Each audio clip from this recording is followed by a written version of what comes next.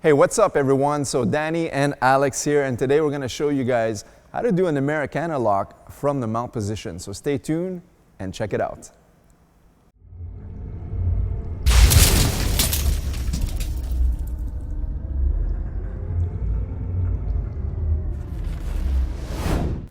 All right, so we're here in the mount position. Alex is dominating the control from here. And what we're gonna do is the bottom person, which is myself right now, is gonna actually have his hands up like this, okay?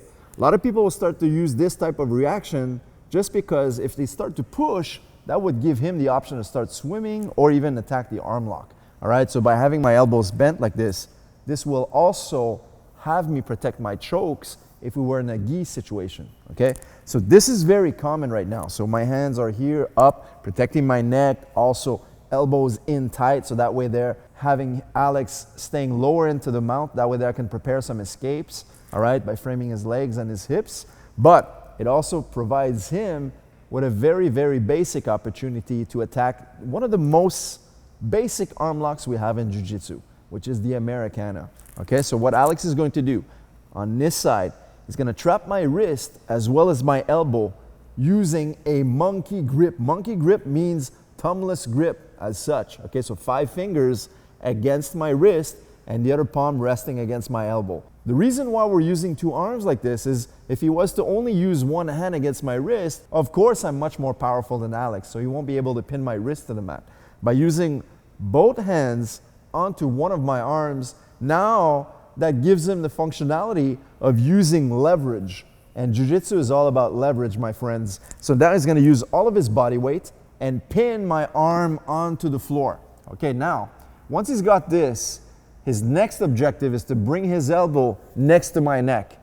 All right, so now if you notice here, my head is trapped on one side and my arm is also trapped. One more detail, his hand that's holding the wrist is gonna use what we like to refer to as the motorcycle grip. He's gonna like reverse throttle the motorcycle, okay? So this will prevent me from stretching my arm out and escaping his hold. Okay, so now once he's here, he's gonna use his right arm and slide it underneath my elbow, seizing his own wrist, okay? So this is a very tight control right now. So once he's here, it's very important, guys, to use one palm on top of my wrist and his second palm on top of his own wrist. Okay, so notice this in the close-up right now. So what we're gonna do is he's actually gonna use a paintbrush effect. The paintbrush effect is he imagines that my palm, my knuckles are a paintbrush and he wants to paint or draw a line onto the ground. Okay, so he's gonna raise my elbow and then brush downwards and tap. So notice the tap is onto his back and not onto the far side, onto the ground, so he can really feel it in case he doesn't hear it. Okay, so one more time, Alex. Now we're here in a defensive position. Pins the wrist, pins the elbow, brings the body weight down. Okay, so if we go back again, a lot of times, of course, when we're just practicing, there's no resistance. But in reality, I'm gonna be using strength. So once he seizes this, I'm gonna be using a lot of strength to prevent this from happening. So if he uses his body weight, now he's able to pin my arm to the mat. Okay, and now he's gonna finish the Americana. From here, grabs his own wrist, seizes everything.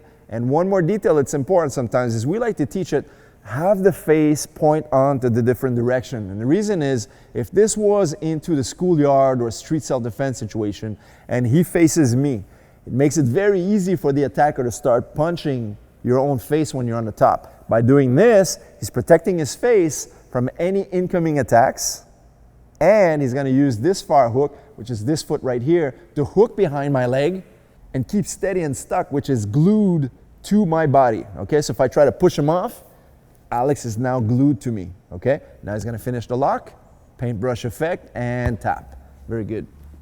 All right, so we're gonna show you guys from another angle right now. So once again, my arms are here, steady in front of me, protecting my neck as well as the arm lock, okay, the straight arm lock that is. So Alex is gonna pin my wrist and my forearm, bring the leverage of his body weight down to the mat. Gravity makes the work, okay? So everything is tight and snug. Don't forget to lock your elbow against the neck. That's very important. Now, motorcycle grip so I don't escape. He's gonna use the other hand and slide behind my elbow and trap his own wrist.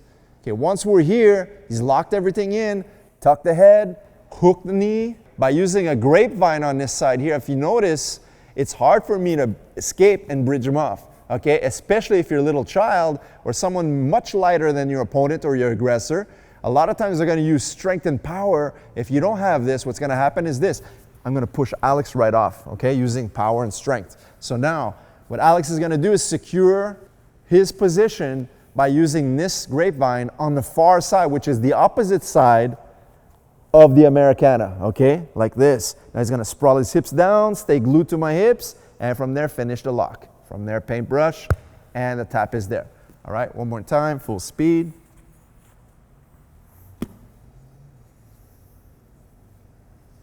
And as a training partner, I'm going to test my training partner to make sure that everything is there, throw some light palm strikes, show him that this would be a reaction, a common reaction, as well as trying to take him off using power, making sure his hook is very firm. And then from here, give him a slight resistance here, and make sure, keep him honest during the technique, make sure everything stays realistic as possible, so that way there when we get our repetitions in, Alex becomes more and more confident using the technique in a real situation. All right, guys, so thank you so much for watching our video on the Americana from the mount position. If you have any questions or comments, things you'd like to see in future videos for myself and Alex, please leave them in the comment section below as well. Leave us a thumbs up so we can make more videos. And make sure to subscribe to this channel if you haven't so already. And we'll see you guys in the next video. Take care.